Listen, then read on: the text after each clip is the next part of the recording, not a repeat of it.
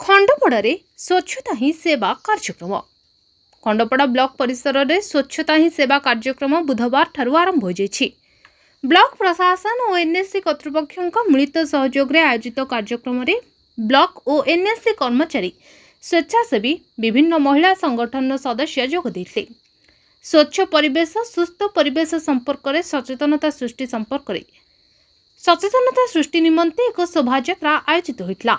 Block कार्यालय परिसर शोभायात्रा बाहरी निकटस्थ सुनामुही परिवेश पर्यटन स्थली निकट में पहुंचीला। एक सबुज परिवेश गठन निमंते व्यापक चारारोपणर आवश्यकता थिबा नै मत प्रकाश पाइतला। एसहित सुनामुही पर्यटन स्थली सम्मुखरे थिबा 100 फुट उच्चता विशिष्ट जातीय पताका तले समस्त नेतृमंडली, कर्मचारी, समाजसेवी एवं महिला स्वयं सहायिका गोष्ठी को शपथ पाठ कराइथिले। एनएससी कार्यनिर्वाही अधिकारी श्रीजुक्त निरंजन धल यह अभियान आज आरंभ होगा सहित आसंता अक्टोबर 2 तारिख गांधी जयंती अवसर में स्वच्छता ही सेवा कार्यक्रम शेष होगा बोली प्रशासन सूत्रु जनापड़ी।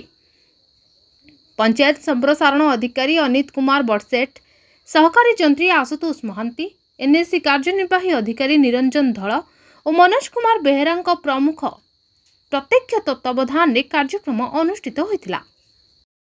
खंडपड़ारू दुर्गा प्रसाद आचार्य रिपोर्ट, मणिभद्रा खबर। निज अंचल टेक्निक खबर उपरे नजर पकांतु। मणिभद्रा खबर, संपर्क जनतार। वंदे मातरम।